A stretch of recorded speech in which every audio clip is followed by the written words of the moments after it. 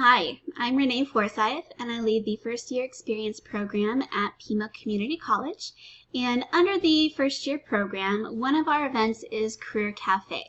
So if you're watching this video, that means that you have volunteered, and I thank you so very much. This event is not possible without volunteers like you. Now, originally we would have been doing this orientation in person, but since everything is virtual this semester, I wanted to make sure to give you an overview so that you knew what to expect and how the event would operate. So let's begin. So a brief history about Career Cafe. It began in 2013 and it was only offered at Desert Vista campus. And it started off as just 3 tables where we were talking about resumes, cover letters, interviews, and best practices. Over time, the event grew. In 2016, it became part of the First Year Experience program, and it also went college-wide, meaning that each semester it was offered at all 5 campuses and also online through our online D2L shell as well as our social media pages for the First Year program. To date, we have served over 3,000 students, and we look forward to growing that number this fall. Now, if you haven't been to Career Cafe, I'm going to describe it briefly as if we were on campus. So basically, we are trying to create a very chill coffee shop environment vibe. When on campus, we have student guitarists who play live music. It's absolutely magical. And the event is set up as a casual tabling environment where students can visit one, some, or all tables, each one featuring a different topic, which is resumes, cover letters, interview skills, and Pima's career resources.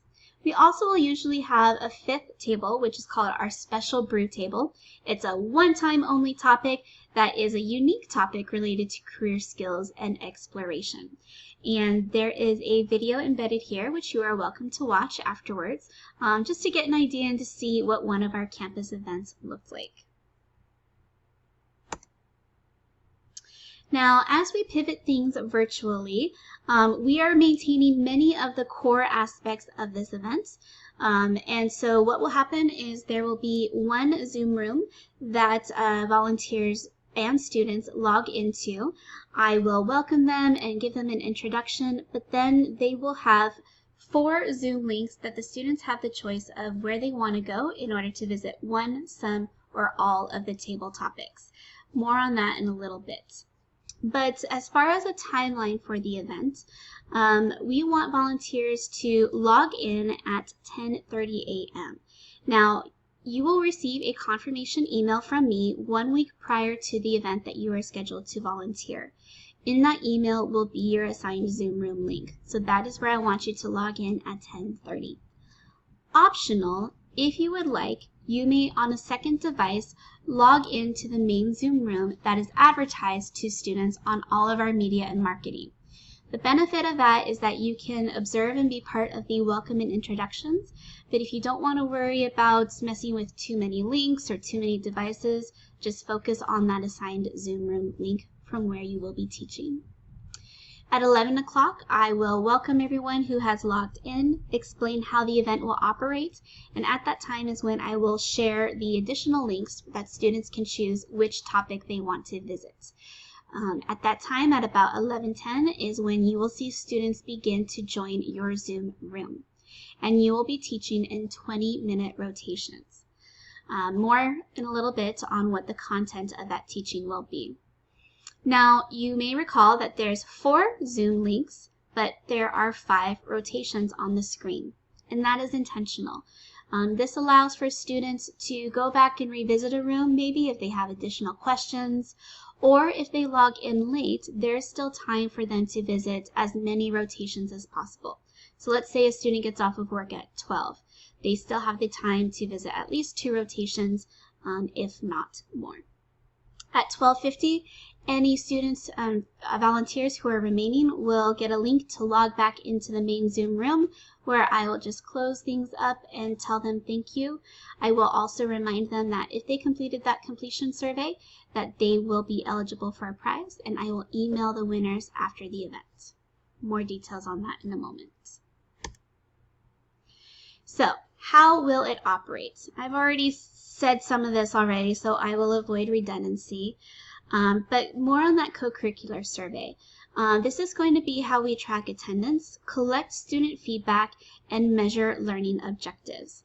Now, students are going to receive access to that link at the end of each rotation, so up to 5-6 times throughout the 2-hour event, but they only need to complete it once. They're just receiving it multiple times so that they remember to do so. It's going to take a minute of their life. But completion, as a way to say thank you, enters them in a drawing to win a prize. We have some Pima swag items, and the winner will be contacted by email that, hey, you're the winner, congratulations, and then keep an eye out for your prizes in the mail, and we will mail those to the students. Now again, students will be able to visit one, some, or all Zoom rooms. These are the topics on the screen. And so what happens in each 20-minute rotation? So we want the first 10 minutes to be you teaching those basic tips of your topic. And I have some tools that you can reference. I'll talk about those in a moment.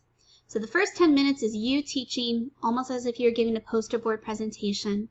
And then we want the last 10 minutes to be Q&A with students. Now, if your students don't know what to ask or it's just crickets, we will have probing questions on the slides to help spark conversation. Now keep in mind that students can come and go throughout that 20-minute cycle. So they may come in late or they may leave early, and that's okay. But we want you to continue teaching as if you have a full room. And the reason why is that we will also be recording this through Zoom, and so the more takes that we have, the better materials we have to edit everything together so that we can create teaching tools and videos for our libraries on social media. Also, another key thing to remember is that since this is a virtual event, there will not be time for us to review the cover letters and resumes in depth or to practice those mock interviews with students during the event itself. This used to be something that we could do when we were on campus, but since we are virtual, what we are going to do is refer those students to either, one, the Pima Career Resources Zoom room. They'll be able to talk more to those students about how to follow up after the event about that. Option 2 is that you can refer the students to contact our career counselors, Teresiana Zarita and Denise Riley. Or 3, you can have them follow up with myself or their assigned program advisor. We can also certainly help review those documents and give them feedback for making it shine.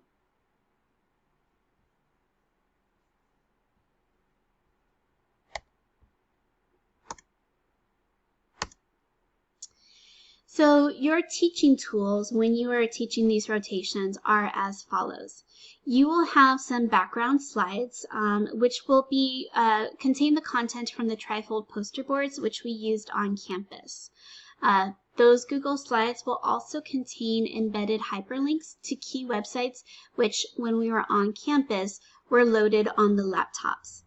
You are also welcome to reference the Talking Tips files, and all of this mirrors the content that will be on the Google Slides. So if you are wondering what to teach or how to teach it, those files are great for you to take a look at. By no means are they scripts that I want you to be reading verbatim, but it gives you an idea about what curriculum we want to make sure gets shared with the students. And again, as the students' situation and questions are unique, we want you to tailor the experience for them and use your professional judgment. There will also be a virtual handouts Google folder. So on campus, we would have had printed handouts on the table that the student could take away with them. Those will still be available for you to use as a teaching tool and reference, and then we will be sharing them with students after the event as long as they complete that co-curricular survey.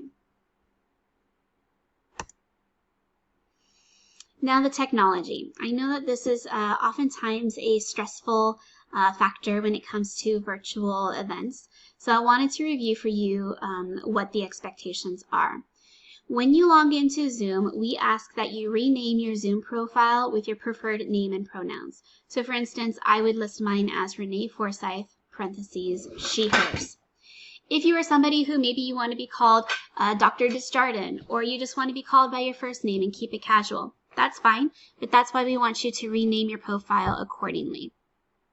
Second expectation, and this is actually optional, is the sharing of the screen. So I mentioned that we had Google Slides. Each room will have a Zoom moderator who will be responsible for the lion's share of the technology. They're also going to be monitoring the chat box. Now, if you would like them to be responsible for sharing the slides, they are more than willing and able to do so. They will be your Vanna Whites, and they will just toggle back and forth as you cue them to do.